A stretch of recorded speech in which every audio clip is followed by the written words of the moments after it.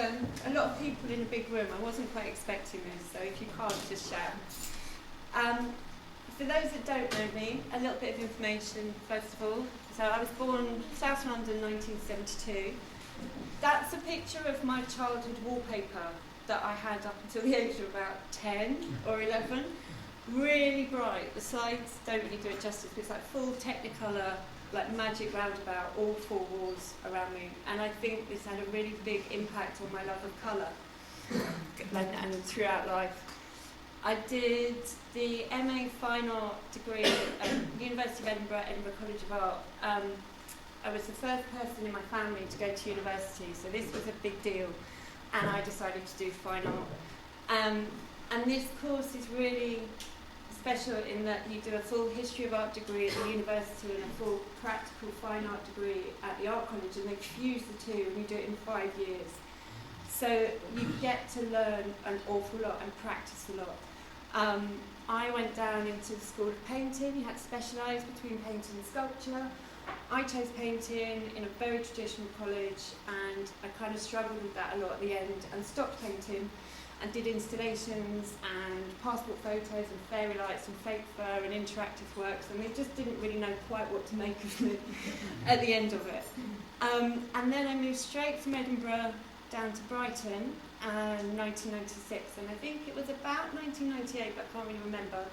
I was really lucky to get a space here, and I've had that's the view out of my studio, and I've been here ever since. And when I moved back to Brighton, I started painting again, and found my love of painting again, and lots of big canvases, non-objective works. So I'm going to talk a little bit about my current practice, what I do, which is now, for those who don't know, I draw and sculpt with threads. So I've moved on from painting again. I'll start with how I got to this point. I haven't always worked with threads. Look at some different series of works from the past 10 years, and then look at what I'm working on going forward. So I found this when I was digging through the archives of what to put Michelle's emotional undercurrents. Not much has changed. From the 30th of July 1999, so this was just after I'd got a studio here, and I had an exhibition in the gallery here with another artist, Sam, who'd also moved from Edinburgh. And we used to be able to apply to do exhibitions in the gallery, and so we put together a pitch to do a two-person show, 2 different styles of painting, and this was a review in the Argus about the show, actually by, I don't know if anyone remembers Dominic Ray, she was also a studio member here as well. So the quality, sorry, it's not great, but you'll get an idea. So this was the show. I was down the bottom side of the gallery with the window. Lots of non-objective pieces. I worked with sort of lots of texture, lots of colour, oil on canvas, very traditional in that way, but love of colour, and taking inspiration from the things that kind of part of our existence which we can't see but make up our existence. So I did a lot of kind of research into cells, inner body, outer space, and brought that into the work, but not in a didactic way. I wanted it to be left very open. I've always wanted people to kind of interpret stuff from their own, for themselves, basically. Texture, I work with resin, I put in spray paint, quite a lot of circle elements. Circles have always been a big part of my work because as a symbol, I just love that there's no beginning, there's no end, and I think everyone can associate a lot of different things with circles, so it warms people to the work. Playing around with hanging them off the wall. This was a kind of big box thing that I'd actually found, and I was going to put music to it, but never quite got to that point. So that was the show here, and these are just some examples of other paintings I was doing. Lots of colour. It was always quite bright. I wanted to go as kind of big as possible, very textural. Again with the circles, same context behind. 5 foot by 5. I think the biggest one I ever managed to make to get it out of the studio was about 8 foot by 6 foot, and then I couldn't get it out downstairs. So that was kind of as big as I could get in painting. So I was painting and doing okay. Had a few shows, had a few commissions, was punching away. But then things changed, and in 2006 I had a child. And I took 1 or 2 years out of the studio, and I sublet to Dagmara, and I don't know if you know Dagmara. And I came back, I can't remember if it was 1 or 2 years, but I came back to share the studio with Dagmara, which was brilliant, because she had young kids, I had a kid. There was no way we were both going to be in full time, so we split it 2.5 days each. And she was very, very different in her work, and I would have loved to have been like a time-lapse camera, to see me that would go in on 2.5 days and be really specific with tiny little dots, and her be really sort of gesticulative with feathers and everything. But painting was becoming, I was losing my way with it. It wasn't doing it for me. I think the concepts behind the work, I was changed. I'd had kids. Life was never going to be the same again. And this was the last painting that I did in 2009, 9 circles. And I just felt like I was kind of producing works that were beginning to look the same, that it was just repetition of a theme. I wasn't getting that gripped by it. And the other thing that I was thinking about was the materials I was using, because I was using a lot of resin and spray paint and bulkers and everything with a big toxic sign on the side of the can. In a tiny, well, not a tiny studio, but the window opened that much. And I had a basic mask, and I didn't wear it that often, and I just thought, this isn't great. And I think, looking back now, when I then started working on concepts around connections, 6 degrees of separation, coincidence, and paint just wasn't the right medium. And when I'm thinking back to that time, 2009, I think we had the first smartphone in 2007. There were like 100 million people on Facebook by 2008, and this we were in a different age. And when I left before, it was okay doing all the painting. And then I came back and my head was just filled with different ideas, and I needed to move on. Paint wasn't right. So I started sewing ideas. I was doing lots of drawings, using pen, collage, maps, graph paper, kind of plotting things. And I started sewing ideas together, literally, and using threads as a drawing tool. So I had a studio clear out not long ago, found this, which was the first ever sketch that I did using threads. Still with circles, still love that form, but I just suddenly I loved the precision of the line. I loved the fact that you couldn't tell what it was. And, I had a whole other palette available with threads. I didn't have to pre-mix them, I just worked with what I had. So I started on a whole paper series based on connections and carried on using threads. I've put one up on the wall over there, which is a big one, which I did, pardon me. And it was looking at how are we connecting? Are we getting more connected? The idea that you're much more connected with everyone in the world, but actually, are we, and what does that mean? And the crossovers and the coincidence. And did a whole series based on this from 2009. And then in 2011 this happened, and it completely blew my mind. So we did a family tree for my dad's 60th birthday. He's at the bottom, called Michelle Abbott. 2011, and I knew my grandparents, they were around when I was little. I knew I had roots in the East End. I knew that I had that history.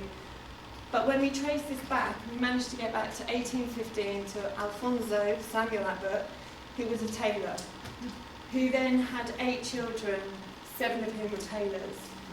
And then he had grandchildren, 2 of whom were tailors and silk models, and I literally just kind of blew my little head apart, basically, that I was working on connections, And then suddenly I come from a long line of tailors and I'm sitting here sewing in my studio on paper with threads.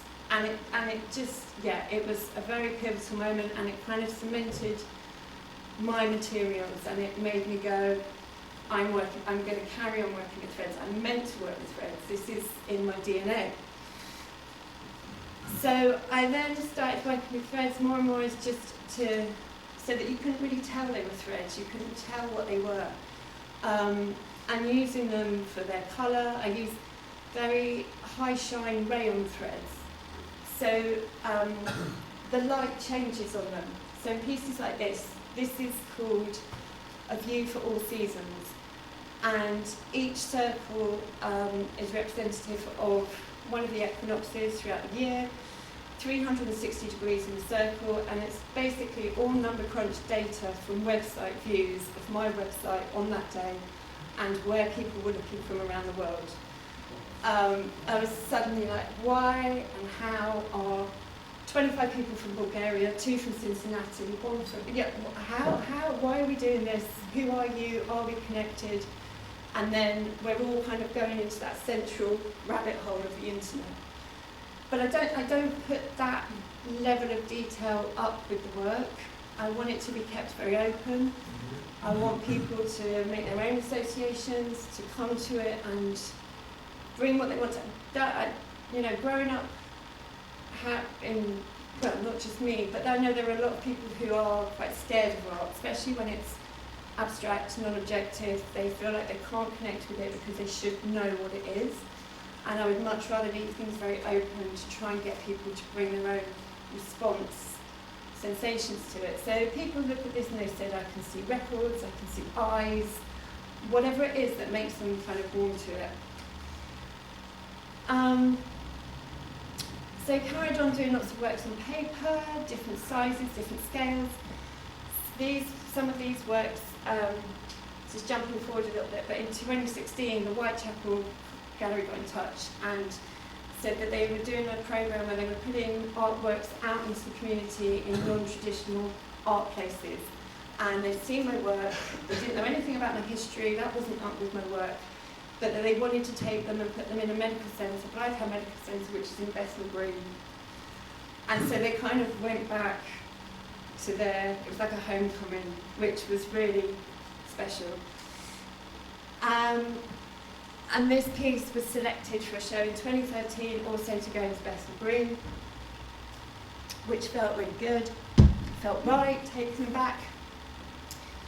And this is the only one I've done which kind of has direct reference to my family. That big red circle is Alfonso, representative of him, and then all the other circles coming off of all the tailors and me, that little pink one. So, 2013, life jumps up again, big changes. Just after that show, my marriage blew up, I was suddenly single parenting, I had to up my job to 4 days a week. Big changes, big dramatic changes, quite traumatic. I then started working with text and threads, and I think this was quite a cathartic process. I've always written a lot, I keep a lot of notebooks, I incorporate text into some works. I've done a lot of text with my degree show. And I started sewing words and abstracting them, and I particularly started sewing insults, which had come out of a personal experience. And this was the birth of the Beautiful Obscenities series. And this is a series that's been ongoing since 2014 and is concurrent with other work. It's concurrent with other projects. It will be concurrent for the rest of my life. There are some examples of them on the wall up there. So what is it? It's a series of artworks that questions the facade of domestic bliss and relationships. So what I do is I ask members of the public, friends, family to anonymously, or not anonymously, but to donate what's the worst insult that you've ever hurled at a loved one or that's been hurled at you. And then I abstract them, and then I turn them into something beautiful, and I put them on embroidery wheels, and I basically take all the power out of it, and I take all the hurt, and I create something else. And this has been going on since 2014. And it's Some of them are very abstract to the point you can't read them, some are less abstracted. So I think this one here, you can probably read. You oppressed me. But it looks nice, you know? It's harsh words, but it looks nice. This one you probably can't read so well. It actually says you're just so fucking perfect. And I did them on different sizes, different colours. This is one of the books that I put. So I put them up with exhibitions, open studios, I put call-outs on social media. And it's also thrown up a lot of questions about what constitutes an insult. So what I might take as an insult is not necessarily what someone else will. This is an example of the books, and the handwriting is great to see as well. And I've had a lot of real classic ones, especially early on, you know, you wank who does all of that. And then I've had some much more nuanced ones, which just, beg the question of is it an insult? This one actually made me really quite sad when I read it. I'm fond of you. And they'd underlined fond, and I just thought, oh, nobody wants to hear that, do they? Like, there's a but on it. They've missed out the but there's always, I'm fond of you, but. And the way they'd underlined it, it just made me really sad, so I avoided that one, for sure. Another one which kind of caused a lot of dialogue I had was high maintenance. And that was up on show, and I was hanging out with the show for a bit, and I had a couple of, it was obviously donated by a woman, but a couple of them came in and they went, that's not an insult, that's a compliment, I want to be high maintenance. So it was interesting to see the difference there. They were up on show in the MOO workshop, which used to be on Mill Street, which was great. They were just in the window, so people could see them at any time. This one says baggage clusterfuck, which I really like, just as a word. These four are currently up on show now at the University of Sussex. One of my day jobs is working at the university running events in the Faculty of Media Arts and Humanities. And I've been part of the organising committee of the Big Virginia Wolf Conference that happened in July. And been working with the academics for a couple of years, and we started talking, and they got to hear about what I do and my practice, and talking about my artwork, and they had a look and they went, we love the beautiful obscenities. Please would you embroider some of Wolf's insults, because she was really spiky, and we'll put them in the exhibition, which we're having with lots of different artists in the library. So they're up now. So I asked the three academics to pick their favourite insult, and I picked my own. These are quite purposefully left legible, because Wolf would have wanted you to hear them. They weren't meant to be completely disguised. And again, raising that question of what constitutes an insult. Aaron, feminist, on the top left, feminist shouldn't be an insult, quite often is, what do we play on that? So, 2014 to 18, still working on connections, I've brought in disconnections as well, but the beautiful obscenities. And then I had to sublet my studio for what's going to be a year due to health reasons, operations, all these things went wrong, and then COVID hit, and I was caring for my family, and that turned into 3 years. And in that 3 years, I didn't really create anything. I took a big box of materials home with me, and I really didn't do very much at all. But looking back on it now, I think that was really important to just stop and have that breathing space, because all that I had going around my head about where was my work going, what was I doing, was to do with this knowledge that I came from this big line of tailors, and I need to keep it going, and how do I do this, and what do I do? So I came back to the studio in 21, and I applied for the Arts Council DYCP fund. Michelle, about halfway through. Okay. So I don't know if you know what DYCP is, but if you're a creative, you should really try and go for it, because it's a very open-ended grant. You're not expected to have a final project. It's not about having an exhibition and an outcome and this much level of community input. It's just a chance for you to explore and experiment. And I applied for it and I got it and was absolutely thrilled, and it's made a very big difference to my practice because it just gave me that breathing space to just not think about an end result but just go with something. So I wanted to go back to the East End and I wanted to think about my family and the tailors, and I was working threads and how am I going to do this. And I initially thought that I was going to get into the whole kind of tailoring, what were they making, how were they sewing, what were the clothes they were making. So I spent a lot of time at the B&A, I was researching all the fashion, I did an embroidery course with very brilliant British artist Richard Brighton, who does lots of sewing. But I also started reading a lot around the time and what it was like, and Miss Mayhew, the London Labour and the London Poor, was a real insight into what life was actually like. And he conducted interviews on the streets with what he calls the underclass and the working class to record everything, how they were paid, where they worked, where were they living, everything to do with what life was like in Victorian London at that time. And so my head started getting into that. I did lots of recceing around the streets, Spitalfields and Shoreditch. It was the absolute hub of the tailor and textile industry at that time. Following on from the Huguenots who came over from France, brought their weaving skills. All of these big windows you see around, that was to get the looms in and to get the light in. It was the biggest industry in London in that area. That little black door on the left, that behind there was apparently the first sweatshop. That's where it started in the UK. And I started getting really into the social and the historical side of it rather than the fashion. The fashion wasn't interesting me at all. Looking at how they were living, how awful it was to be a tailor. You worked long hours, it was like 0 hours contract, you were flitting from job to job, you had no security. There were 34,000 tailors in the East End in 1961 in a population of nearly 80,000. So it was huge. And I started looking at my ancestors, Alfonso, where he lived, plotting on the census. He was in a different house every 10 years. He actually lived till 85, which was a miracle in those days. And I found this guy, Charles Booth.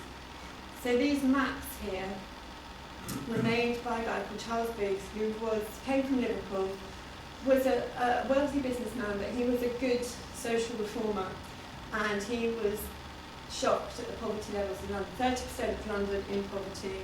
He was shocked. He made it his mission to address that. He didn't believe that the poor were poor because they were lazy. He believed the poor were poor because of circumstance, which is very different. There were two ways of thinking back then. And he made these maps. They're called the poverty maps because he worked with churches and schools, and they went on foot every street of London and they colour-coded the streets of London according to the poverty levels. And this is his chart, and these are his words, not mine. And in Spitalfields, Bethnal Green, this was the height of poverty then. This was the birth of slums. This was the first place that slums appeared in London. And he colour-coded all of it. So you had many, many streets that were predominantly the sort of black to purple. There weren't any yellow streets. Yellow was very, very rich, upper class wealthy. Black, lowest class, vicious, semi-criminal. And this really got me thinking about where we are today, where we were then, and a lot of it has much changed in many ways. And I wanted to work the strings, threads in a different way. I wasn't going to be sewing with them, and I wanted to push them out from the traditional realm and make them sculptural. And so this was a studio installation which I did as a kind of culmination of a project, which is still up, remarkably, because it fell down about 7 times. But and it was kind of culminating all the research that I've done, and so using strings to this coming out of the slum area of London. That's a portion of the Booth map. This was direct reference to Bethnal Green and Spitalfields, that's showing the kind of intensity, the density of the poverty there. Little bits on the wall. Average earning was £1 for tailors. Again, 34,000 of them in the East End. And then comparing it as well to today, obviously it's been really gentrified. What's that, 2022, two-bedroom flat, £650,000. But also questioning, in my mind, you know, to that time, well, has much changed in many ways? We were just hitting the height of some kind of economic shitstorm. We've got people, 3 million on food banks. We've got teachers, nurses using food banks, like 0 contract hours. Has much changed in some respects? So the yellow strings were representing the rich, who obviously have all that space and freedom and can fly out and can do what they want, and the intensity of that reflecting on the slums. So that was the kind of end project. Then, while I was also doing the research, I was looking at where my ancestors had lived, and looking at all the census, where were they, and most of the places where he lived have been pulled down and turned into flats that were probably selling for £500,000, but you know, nothing was left apart from this one house, 24 Tredegar Road, where he lived when he was 65, and it was still standing. And I wanted to get inside the house. I wanted to cross the threshold. I needed to see that space for real. So I wrote to them. And I didn't want to knock on the door because I thought that'd be a bit intrusive. So I just wrote, there were 3 flats, and I just wrote them all a letter and I explained where I was, what I was doing. Obviously put Arts Council branding on it. I'm totally legit. Can I come in? And they remarkably said yes.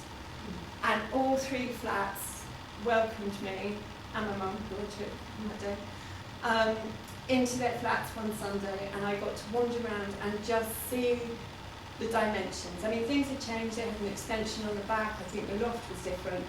But I would think that there were 3 original rooms in that house where, looking at all the census details, 17 people would have lived there in 1881, with no heating, no running water, no sanitation, precarious existence, generations of families all on top of each other, 17 people in 3 rooms. And I wandered in, and I just I looked at all the measurements and the dimensions. I just wanted to feel the space. I think that was original floorboards, but I'm not sure. And so this is my next project, which is ongoing and in very early stages, and is quite a beast, I think. It's very ambitious. But what I want to do is, it's called 17 Under One Roof. It's a sculptural installation based on 17 pillars that are going to be wrapped in threads, freestanding pillars that correspond to the 17 residents of that house of that time in a 4x3 metre dimension to correspond with one of the rooms. There's a kind of testament to how many tailors there were in the East End at that time. So I've looked at all the residents that were there, and I've looked at their heights, their ages. I've made the average male height, the tiny little wings height, and that was a prototype pillar that I made in wood of one of the small kids, and that's all wrapped in the threads to be read, and the colours of Booth's maps. So it ties in with his colour charting. So they weren't criminals, but they were kind of ordinary, some wealthy, some poor, regular earnings. I mean, they kept their livelihood going. And they will all be standing in different ways in a 4x3 space. The wooden prototype, I asked a friend of mine if he would then make the bigger ones, because I didn't trust myself to make them really sharp. And he worked out and said, wood's not going to work, you need to make steel pillars. To get them really, really rigid, they need to be in steel. So that's the steel one, that's the first one I've had made. That's the only time I've used AI, and I won't use it again, but I wanted to give you an example of what they would look like when they were fully wrapped. That's like 168 centimetres, and the colours aren't perfect. But so that's my big project that's going on behind the scenes that's going to take a lot of funding. I need to invent some sort of massive electric lazy Susan that pillars can sit on, that I can plug in and they can turn while I can just stand there. Because if I have to run around 17 pillars, I'm gone. And then this is moving on finally to kind of more of the work that I do. As part of the designs and drawings for the 17 under one roof, I started wrapping things. I started using threads and using these old film slides, kind of in a, to document things, and also working with booth colours again. And I really liked I just liked how the threads worked. I liked how they were becoming more, they had the colour, the shape, the depth on them, what was going on. And using them in different objects, and these suddenly started looking like, okay, well this is like a picture frame, it's a slide frame, it's a picture frame. So I started playing with wrapping old canvases and frames, and I think I kind of feel like, in a way, I've almost gone back to painting again, even though it's not painting, it's with threads, but it's, again, using colour, bright colour, minimal. So I started playing around with using them en masse to create like a wall of colour and a wall of texture. And so this is a series which I do quite a lot of at the moment, which is called the Wrapped series. So using threads, I feel in a much more kind of painterly way in that expanse. I specifically use second-hand embroidery frames. So this kind of came about when I went to a sale that was going on of lots of second-hand embroidery stuff from an embroidery group in Patcham. And I learnt the story about where they'd been donated from, and the woman that they came from actually grew up in the East End, and it was another kind of link, and it kind of blew my mind. And these, I think it's really important to keep the fact that there's another story behind these somehow. I don't quite know what they are, and I might bring that in at some point, but they've come from a domestic place. They're now hanging on a different wall. They were once used for a kind of craft thing, but now this is definitely not craft. I'm just playing around with it, but I like the fact that from a distance you can't really tell what they are. You can't tell what they're made of. A lot of people are really surprised when they get up close and see that they are all threads. So that's what I pretty much do. And I still work with circles. I love circles, lots of paper pieces too. I've put a few little pieces up on the wall there. You can see a couple of wrapped pieces. There's some beautiful obscenities. There's a donations book for your insults, please, before you go. And that's me.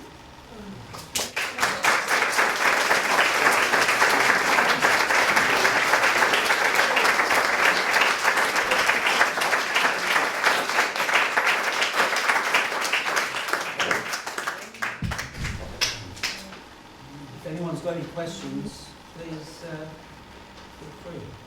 I've got a really it's a technical question, but your corner insulation. Yeah. I was like, how do you get the thread to stick on the wall? Or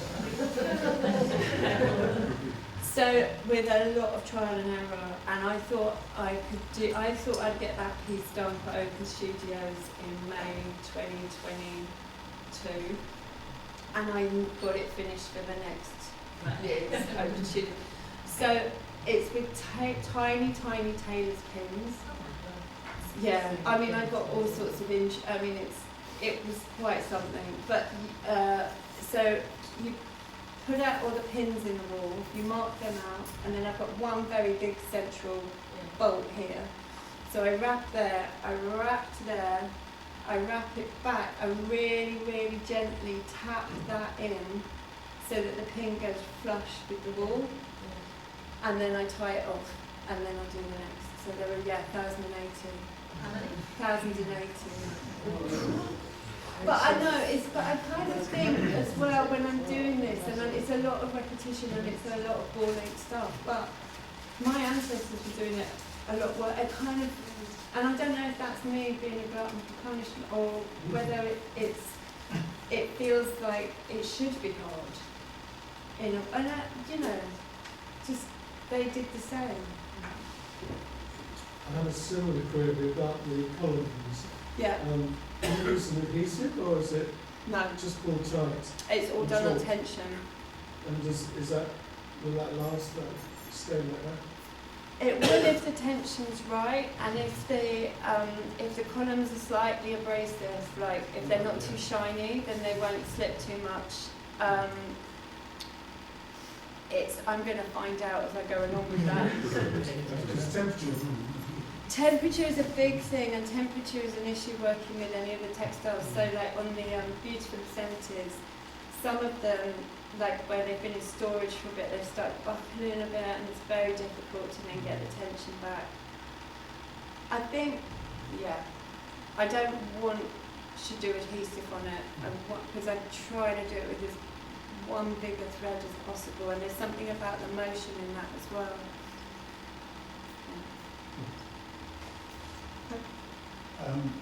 Have you ever thought about doing the making of the work as a kind of performance installation as a way of kind of referencing the labour of your ancestors?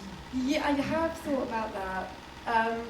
What's certainly with the stringing kind of across the... Yeah, I mean just being in residence in a gallery for a month or something. Yeah, and that would be great. I mean, they take a long time. And, but I have other jobs I have to do. This is the problem. You need to get somebody to commission you. I need to get someone to commission me and pay for my... Because I have not proper jobs, but I have other jobs that, it's trying to find that time. But yeah, I like that idea.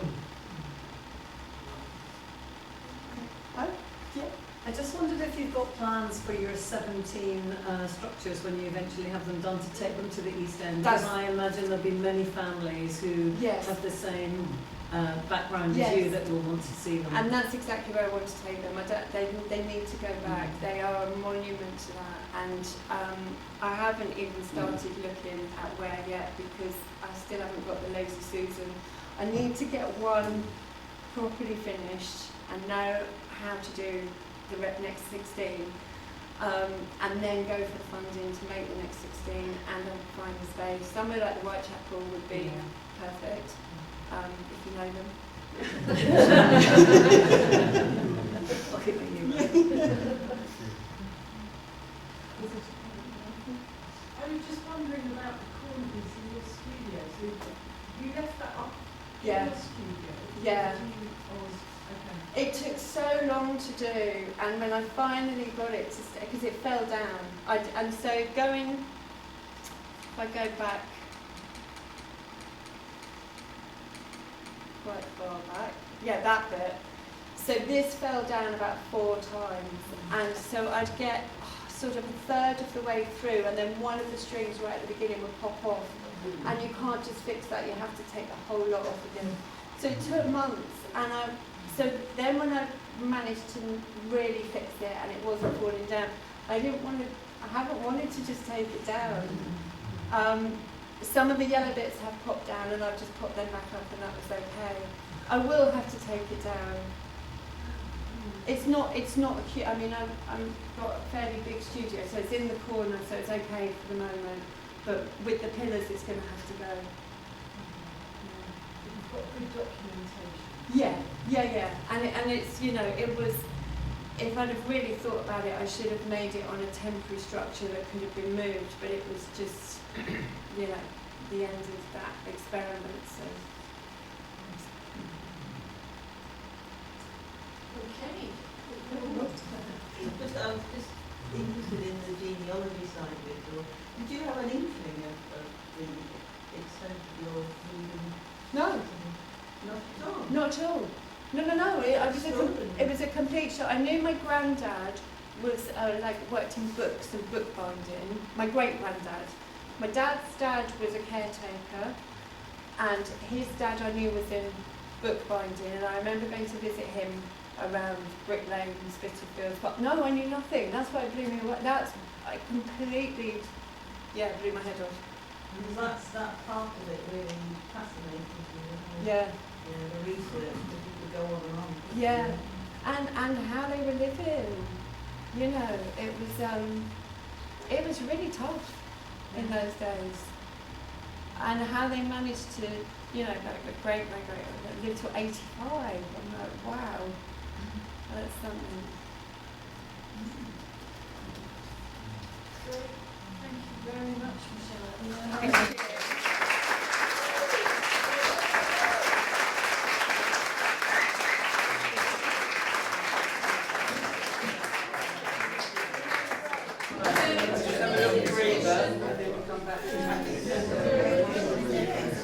Thank you.